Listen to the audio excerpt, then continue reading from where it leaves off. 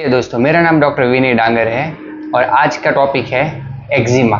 ये दोस्तों एक स्किन की डिजीज है जिसे हम डर्मेटाइटिस भी बोलते हैं और हम रूटीन भाषा में इसे खुजली बोलते हैं या फिर हम गुजराती में इसे खरजवा बोलते हैं। दोस्तों ये दोस्तों एक बहुत टफ बीमारी है।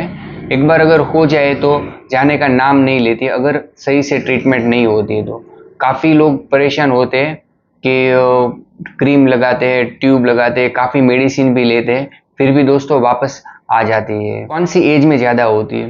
तो ये सब एज में होती है, छोटे बच्चों से बड़ों तक होती है। तो ज़्यादातर ये छोटे बच्चों में दिखाई देती है दोस्तों, और ये बहुत पेनफुल होती है क्योंकि मान लो कि जब छोटे बच्चों को होता है तो उन्हें खुजली भी बहुत ज़्यादा आती है और उनके परिवार वाले भी बहुत ज़्यादा परेशान होते हैं क्योंकि वो देख नहीं पाते हैं उनके बच्चों को। जैसे मान लो बीमारी के कारण वो ज़्यादा खुजाता है, रैशेस पड़ जाते हैं और सही से ठीक नहीं होती है। मैं आपको एक एक्जिमा की ट्रीटमेंट के बारे में बताऊंगा, लेकिन अगर आपने चैनल को सब्सक्राइब नहीं किया तो ज़रूर ये सब्सक्राइब कीजिए क्योंकि हम आगे आपके लिए ऐसे ही अच्छे वीडियो लाएंगे। काफ़ी मरीज है जो हमारे क्लिनिक में आते हैं और हमें पूछते हैं कि सर ये हमें एक्जिमा है, या फिर मान लो कि ये जो खुजली है जो एक्जिमा के कारण है वो क्या दूसरों को, हमारे परिवार वाले को किसी को चेप लगता है या फिर कंटेजियस है? तो दोस्तों ये बिल्कुल भी एक कंटेजियस नहीं है। मतलब अगर आपको है तो वो आपको ही रहेगी, दूसरे को ये इन्फेक्शन या इसका चेप नहीं लगता है। दोस्तों एक्जिमा कौन से बॉडी पार्ट्स पर होता है? तो एक्जिमा आपके शरीर के कहीं भी भाग पर हो सकता है। जैसे मान लो आपके सिर पर भी हो सकता है, कान के पीछे या कान में भी हो सकता है दोस्तों, नेक पर भी हो सकता है, कोहनी के भाग में या फिर लेग पर। लेकिन ज़्यादातर दोस्तों लेग में दिखाई देता है, यानी फुट में, पैरों में दिखाई देता है। दोस्तों एक्जिमा के कौन कौन से प्रकार है? तो दो प्रकार है ज़्यादातर, एक ड्राई एक्जिमा है और एक वेट एक्जिमा है। आप नाम से आपको पता चल जाएगा कि ड्राई एक्जिमा किसे बोलते हैं। जैसे मान लो अगर ड्राई एक्जिमा है तो उसमें आपका स्किन एकदम ड्राई, मतलब सूखा हो जाएगा, उसमें खुजली ज़्यादा आएगी और वहाँ से कभी कभी खुजली के कारण स्किन का स्केलिंग होगा। दूसरा है दोस्तों वेट एक्जिमा। वेट एक्जिमा में क्या होगा दोस्तों, वहाँ जहाँ आपको एक्जिमा होगा वहाँ से आपका थोड़ा थोड़ा डिस्चार्ज होगा, चिकना हो सकता है या फिर बिल्कुल पानी जैसा होगा, उसे हम वेट एक्जिमा बोलते हैं। दोस्तों उसमें भी आपको खुजली होता है दोस्तों, और आपको वहाँ पर कभी कभी क्रैक्स भी पड़ जाते हैं। एक्जिमा होने के कारण क्या है? इसके तो बहुत सारे कारण हैं दोस्तों, लेकिन जो कॉमन कारण है जो मैं आपको साथ अभी आपको बताने वाला हूँ। तो पहला कारण है दोस्तों जीनेटिक्स, यानी अगर आपके माता पिता को है एक्जिमा है या फिर आपके दादा दादी को है, परिवार में किसी को भी है, तो आपको होने की शक्यता ज़्यादा रहती है दोस्तों। दूसरा कारण है एलर्जन, यानी मान लो आप कोई भी ऐसी जगह पर काम करते हैं, जैसे मान लो कोई सीमेंट में काम करता है, कोई केमिकल की फैक्ट्री में काम करता है, या फिर जहाँ पर मान लो आपको एक ही जगह पर बार बार फ्रिक्शन होता है, तो वहाँ पर आपको एक्जिमा होने की शक्यता बढ़ जाती है। दोस्तों खाने पीने के कारण भी दोस्तों आपको एक्जिमा हो सकता है। दोस्तों एक और कारण है, देखा गया है कि अगर आपके ज़्यादा स्ट्रेस या तनाव होता है तो जहाँ पर आपको एक्जिमा होगा वहाँ आपको खुजली बढ़ जाती है, तो एग्रावेट हो सकती है। दोस्तों अगर आपके पेट्स जैसे कुत्ता है, बिल्ली है, अगर आपके घर में है और उसके एलर्जी के कारण, वो टच करने के कारण भी एक्जिमा में इचिंग बढ़ सकती है, मतलब एक्जिमा में खुजली बढ़ सकती है। दोस्तों लेकिन दोस्तों हर मरीज में हमें कारण नहीं पता चलता है क्योंकि ये बहुत लंबे समय से होता है, और दोस्तों काफ़ी पेशेंट क्रीम या ट्यूब लगा कर उन्हें सप्रेस भी करते हैं। दोस्तों एक्जिमा के लक्षण क्या क्या है? तो पहला लक्षण यही है कि आपको जहाँ पर भी आपको एक्जिमा होगा वहाँ पर आपको बहुत ज़्यादा खुजली आएगी। काफ़ी पेशेंट ऐसे हैं कि मान लो कि जहाँ उन्हें खुजली आती है वो इतनी वायलेंट, इतनी ज़्यादा होती है कि वो कंघी से या फिर दीवारों से भी अपने हाथ या पैर जहाँ पर खुजली होती है वहाँ वो घिसते हैं।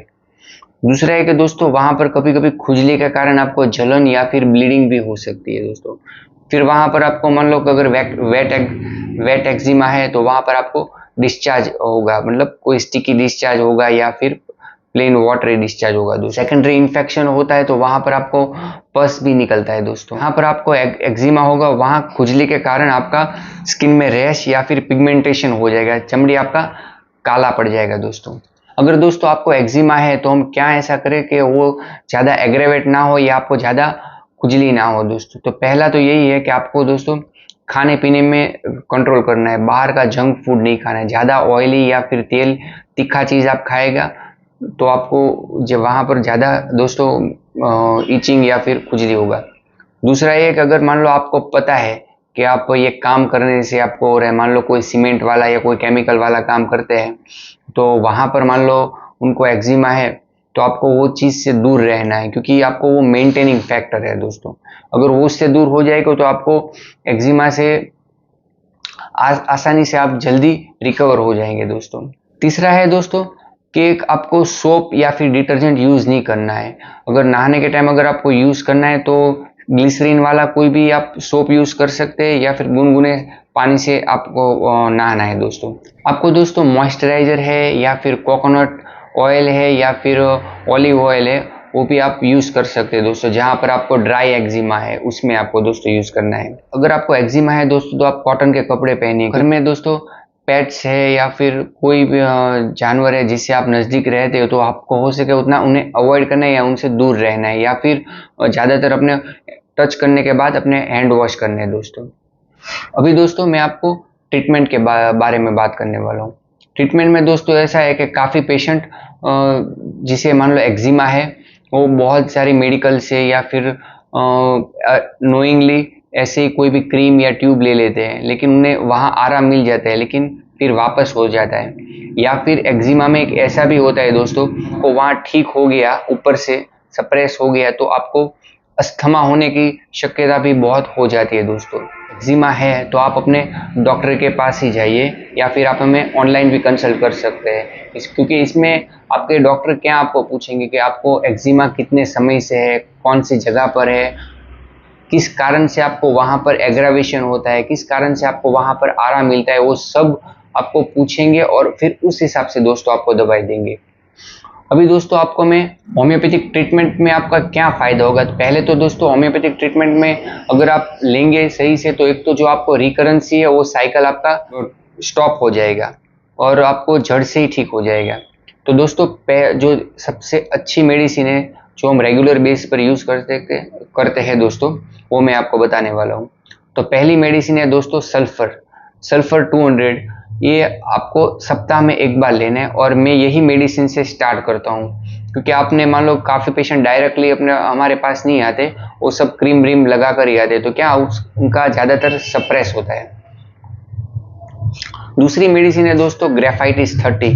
ये दिन में 2 बार लेना है। उसका एक यही लक्षण है कि वहाँ पर जहाँ पर आप वेट एक्जिमा में फ़ायदा करती है, मतलब जहाँ एक्जिमा होगा वहाँ से आपको दोस्तों डिस्चार्ज जो होगा वो स्टिकी होगा और साथ में आपको पेट की कब्ज की तकलीफ होगी दोस्तों, जैसे कॉन्स्टिपेशन होगा दोस्तों। एक और मेडिसिन है दोस्तों पेट्रोलियम 200। ये आपको दोस्तों दिन में 1 बार लेना है। ये दोस्तों ज़्यादातर इसमें ड्राई एक्जिमा होता है या फिर वहाँ से वाटरी डिस्चार्ज होता है और ये ज़्यादातर आपको सर्दी के मौसम में दिखाई देता है दोस्तों। एक और मेडिसिन है दोस्तों नेट्रोम्यूर 30। ये दोस्तों मेडिसिन आपको डेली एक ही टाइम लेना है, रात को लेना है। और ज़्यादातर एक्जिमा आपका मान लो कि ये जो हेयर लाइन होगा पीछे वो जगह पर होगा, ड्राई हो जाएगा और आपका स्किन जो होगा वो ग्रीसी होगा। आर्स आयोड 30 ये बहुत अच्छी मेडिसिन है दोस्तों। वहाँ पर आप ये मेडिसिन में आपको दोस्तों खुजली होगी और वहाँ पर दोस्तों आपको थोड़ा स्केलिंग भी दिखाई देगा और पेशेंट जो होगा वो बहुत रेस्टलेस होगा दोस्तों। ये कुछ मेडिसिन है दोस्तों जो हम रेगुलर बेस पर देते हैं, लेकिन दोस्तों अगर आपको एक्जिमा है तो आप अपने डॉक्टर के पास ही जाइए या फिर हमें ऑनलाइन भी कंसल्ट करवा सकते हैं दोस्तों। इसमें बहुत सारी मेडिसिन आती है दोस्तों जो रेगुलर बेसिस पर हम देते हैं दोस्तों। आशा करता हूँ दोस्तों कि आपको हमारा वीडियो अच्छा लगा हो तो इसे लाइक कीजिए, शेयर कीजिए और सब्सक्राइब कीजिए दोस्तों।